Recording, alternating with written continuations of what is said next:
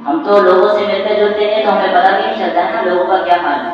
لوگ اندر اندر مرتد ہو رہے ہیں, دین سے دور بھاگ رہے ہیں, ہمیں پتہ نہیں چل رہا ہے. ابھی بھی ہمارے گاؤں میں بلکہ ہر جگہ کا یہ حال ہے کہ لوگوں کا کلمہ تک صحیح نہیں ہے.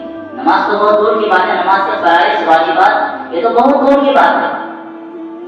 کلمہ کا جو بول ہوتا ہے لا الہ الا اللہ محمد رسول اللہ وہ بھی صحیح سے آتی ہے لوگوں.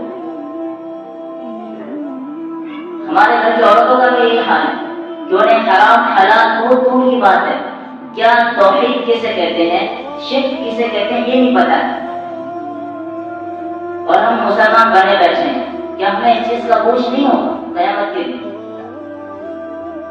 کہ ہمیں جو اللہ تبارک و تعالیٰ نے علم دیا, جو وقت دیا, جو عقل دی, ہم نے اس کا کدھر کہاں استعمال کیا.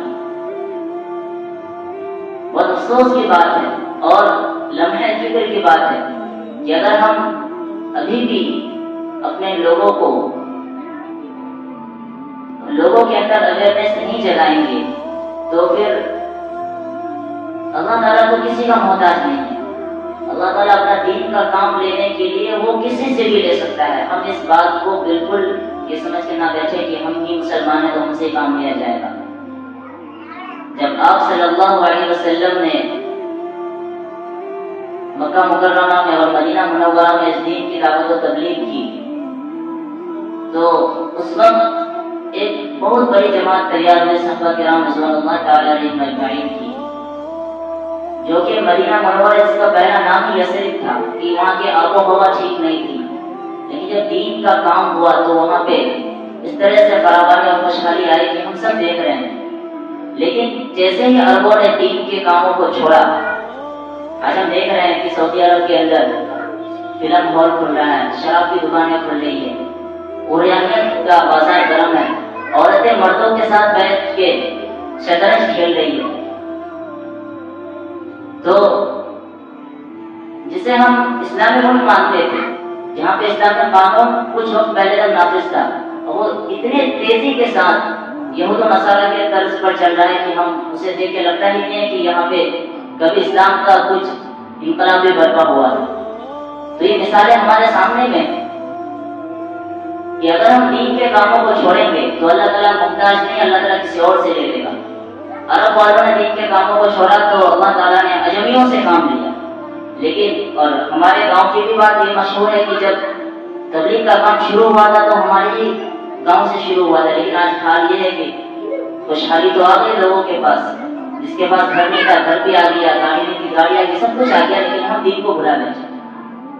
تو جو اللہ دے سکتا ہے وہ لے بھی سکتا ہے, ہم اس میں بالکل غافل نہ ہو. وَلَا تَحْسَبَنَّ اللَّهَ غَافِلًا عَمَّا يَعْمَلُ الظَّالِمُونَ, اللہ تعالیٰ کسی بھی ظالم کے کارنامے سے غافل نہیں ہے. إِنَّمَا يُؤَخِّرُهُمْ لِيَوْمٍ تَشْخَصُ فِيهِ الْأَبْصَارُ, قریب اللہ تعالیٰ ان تمام ظالموں سے ان کے کاموں کا حساب ضرور پوچھے گا.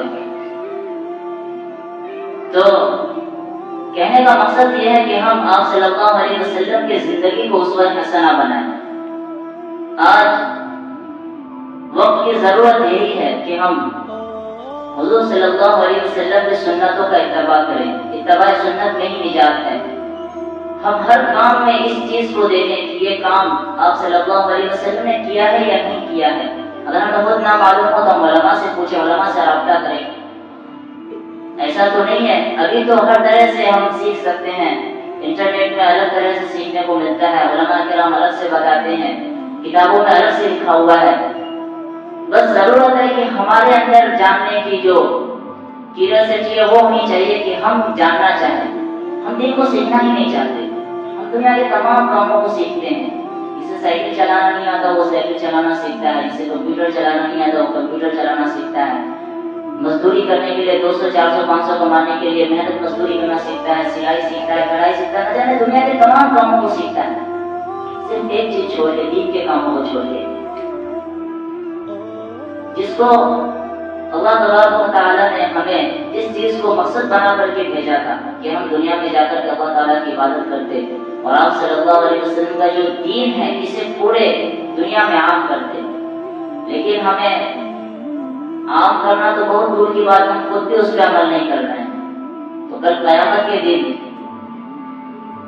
جب سارے لوگ پریشان حال ہوں گے, جو قیامت کا جو دن ہوگا 50,000 سال کا ایک دن ہوگا، سورج جو ہوگی وہ بالکل سر کے قریب ہو جائے گی، اتنی زیادہ گرمی ہوگی کہ روایتوں میں آتا ہے، احادیث میں آتا ہے کہ لوگ اپنے اعمال کے حساب سے پسینے میں شرابور ہوں گے، کچھ اپنے گھٹنوں تک ہوں گے، کچھ ٹخنوں تک ہوں گے، کچھ کا حال تو یہ ہوگا کہ وہ اپنے کندھوں تک اور گردنوں تک پسینے میں ڈوبے ہوئے ہوں گے، کچھ لوگوں کا حال ایسا بھی ہوگا کہ وہ اپنے ہاتھوں کو چبائے جائیں گے اور چباتے چباتے یہاں تک بلکہ یہاں تک چبانے کا انہیں پتہ نہیں چلے گا۔ کچھ لوگ ایسے بھی ہوں گے کہ وہ کہیں گے کہ ہمارے گھر بار، ہمارے اہل و عیال سب کو آپ جہنم میں دے دو اور ہمیں آپ جنت میں بھیج دو۔ مطلب اب جن کے لیے ابھی دنیا میں بالکل غلط صحیح کچھ بھی نہیں دیکھتے ہیں، ہر طرح سے جس طرح کا جو بھی مال آئے اسے سمیٹنے میں لگے رہتے ہیں، اپنے بھائی کا حصہ، اپنے بہن کا حصہ، سب کچھ لپیٹنے میں، لوٹنے خسوٹنے میں لگتے ہیں۔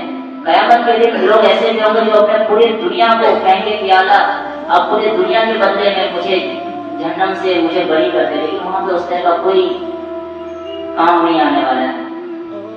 وہ ایسا ماحول ہوگا کہ یوم یفر المرء من اخیہ وامہ وابیہ وصاحبتہ وبنیہ لکل امرئ منہم یومئذ شأن یغنیہ۔ وہ ایسا دردناک ماحول ہوگا قیامت کے دن کہ باپ بیٹی سے بھاگیں گے، بیٹا باپ سے بھاگے گا، ماں بیٹے سے بھاگے گی، شوہر بیوی سے بھاگیں گے اور بیوی جو ہے شوہر سے بھاگے گی، سب ایک دوسرے سے بھاگیں گے۔ تو کیوں نہ ہم اس دنیا میں رہ کر کے اللہ تعالیٰ کے حکم کے مطابق زندگی گزاریں، کوشش تو کر کے دیکھیں۔ جن لوگوں نے بھی دنیا میں اللہ تعالیٰ کے حکم کے مطابق زندگی گزارا ہے، بھلے ہی ان کے زندگی میں وقتی طور پہ پریشانیاں ہو، وقتی طور پہ انہیں تھوڑا سا مشکلوں کا سامنا کرنا پڑے، ہو سکتا ہے کہ وہ اوروں کے طرح سے بالکل اچھے سے اس کے پاس لباس نہ ہو، اچھی طرح کی اس کے پاس گاڑی نہ ہو، اچھے طرح کا اس کے پاس گھر نہ ہو، لیکن یہ دنیا تو دائمی نہیں ہے نا، یہ تو وقتی ہے، یہ گزر جائے گی۔ لیکن جو آخرت کی جو لامحدود زندگی ہے، وہاں پہ اس کے لیے جو ٹھکانہ ہوگا، جو اللہ تعالیٰ نے اس کے لیے بنایا ہے جنت، وہ بہت ہی عالیشان ہوگی، جسے وہ پا کر کے خوش ہو جائے گا، بلکہ دنیا کے تمام جتنے بھی تکالیف ہے سب کو وہ بھول جائے گا۔ اور اسی کے برعکس اگر کوئی آدمی دنیا میں اس کے پاس ہر طرح کا سکون کے جو سامان ہے اس کے پاس فراہم ہے، ہر طرح کی دنیا کی ساری فیسلٹیز اس کے پاس موجود ہے، لیکن اس کے زندگی میں دین نہیں ہے، نبی پاک صلی اللہ علیہ وسلم کا طریقہ نہیں ہے، تو جیسے ہی اس دنیا سے تو اسے بھی گزرنا ہے، اور جیسے اس دنیا سے وہ رخصت ہوگا، اس کا انتقال ہوگا، اس کے بعد جو ہولناک منظر اس کے سامنے پیش آئے گا، وہ دنیا کے تمام عیش و آرام کو بھول جائے گا، کچھ بھی یاد نہیں رہے گا۔ ہمیں ضرورت ہے کہ ہم اس قلیل مدت کو جو اللہ تعالیٰ نے ہمیں قلیل مدت دیا ہے، آخرت کے مقابلے میں تو یہ بالکل قلیل ہے، اس کی تو کوئی حیثیت ہی نہیں ہے۔ دنیا کی زندگی تو ایسی ہے کہ سمندر میں کوئی آدمی ایک سوئی کو ڈالے اور سوئی کو نکال لے، سوئی پہ جتنا پانی آئے گا یہ بالکل دنیا کی مقدار ہے، کہ دنیا کی جو زندگی ایسی ہی ہے، اور کب ختم ہو جائے کسی کو نہیں پتا ہے کہ کب ہماری زندگی کا آخری سانس ہم لیں گے۔ عقل مند شخص تو وہی ہے جو موت سے پہلے موت کی تیاری کر لے۔